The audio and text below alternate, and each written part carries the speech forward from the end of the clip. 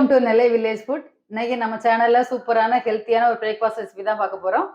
அடை தோசை, தேங்காய் சட்னி, நாட்டு சக்கரை வச்சு சாப்பிட போறேன். டேஸ்ட் ரொம்ப சூப்பரா இருக்கும். அதே மாதிரி அடை தோசை வந்து ரொம்ப மொறு மொறுன்னு சூப்பரா எப்படி செய்யறதுன்னு இன்னைக்கு நம்ம பார்க்கலாம். 1 கப் புழுங்கல் அரிசி, 1 கப் பச்சரிசி, 1 கப் கடலைப்பருப்பு, 1 கப் துவரம் பருப்பு, 1 கைப்பிடி பாசிப்பருப்பு,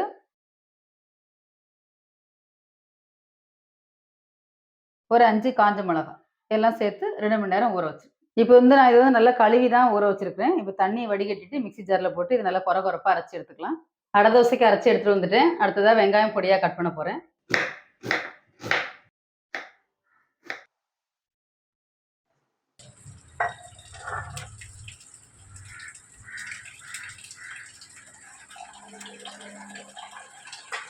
அது இப்போ நம்ம வீட்டில் மழை பெஞ்சு தழுத்துருக்குனால நல்லா சூப்பராக இருக்கு கீரை பார்க்க.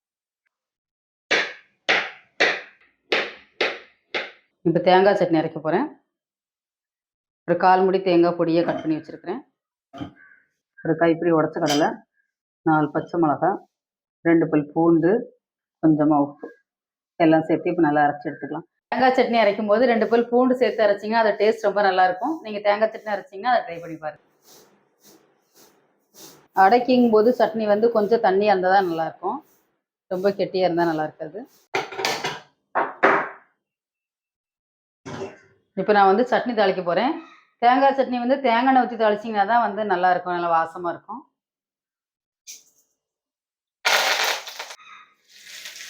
அவ்வளோதான், தேங்காய் சட்னி ரெடி ஆயிடுச்சு. இப்போ கொஞ்சமாக எண்ணெய் ஊற்றிக்கலாம், ஒரு 2 ஸ்பூன் எண்ணெய்.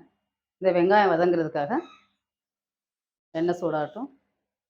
நான் வந்து ஒரு 3 பெரிய வெங்காயம் எடுத்து பொடியாக கட் பண்ணி வச்சுருக்கிறேன். அடை தோசையை பொறுத்த வரைக்கும் வெங்காயம் நம்ம எவ்வளோ போட்டு வதக்குறோமோ அந்த அளவுக்கு டேஸ்ட் இருக்கும்.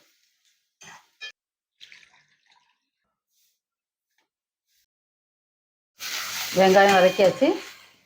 இதோட கொஞ்சம் கருவேப்பிலை, நம்ம கழுவி வச்சுருக்கக்கூடிய முருங்கைக்கீரை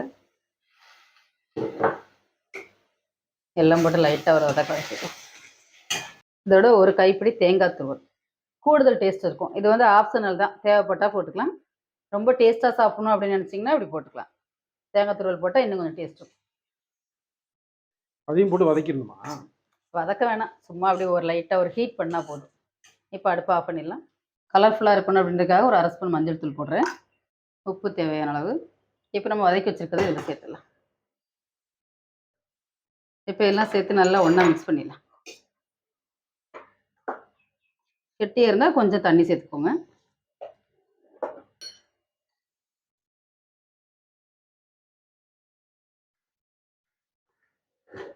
அவ்வளோதான், இப்போ வந்து அடை தோசை ஊற்றிடலாம். கல் சூடாயிடுச்சு. இப்போ நம்ம வந்து அடை தோசை ஊற்றிடலாம்.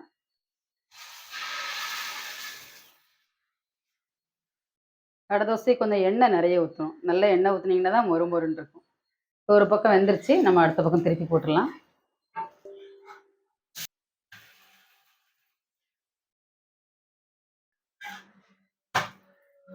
இந்த மாதிரி வரணும், அப்போ தான் நல்லா கிறிஸ்பியாக இருக்குன்னு அர்த்தம். பாருங்க, மேலேயும் நல்லா செவந்து வந்துருச்சு. அதே மாதிரி இங்கேயும் நல்லா செவந்து வந்துருச்சு. இப்படி எடுத்தீங்கன்னா தான் நல்லா இருக்கும். நாட்டு சர்க்கரை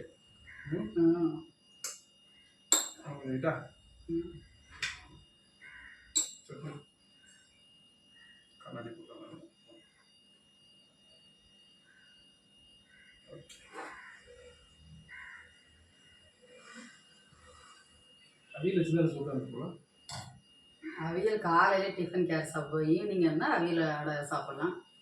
காலையில எப்படி அவியல் சாப்பிட முடியும்? அடை தேங்காய் சட்னி நல்லா இருக்கு. சூப்பராக இருக்குல்ல டேஸ்ட்டு? செம்ம டேஸ்ட்டாக இருக்கு. நாட்டு சக்கரை வச்சா சுகர் தான் சாப்பிடக்கூடாதான். அதான் சாப்பிடுவீங்க. அவ்வளோ நல்லா இருக்கா? குக்கு தூக்கமாளியில் ஒரு செப் தாம இருக்கார்ல, அவர் தான் சொன்னார் அடைக்கு வந்து நாட்டு சக்கரை வச்சு இல்லை வெல்லம் வச்சு சாப்பிட்டா சூப்பராக இருக்கும் அப்படின்னாரு. வெல்லம் ரெடி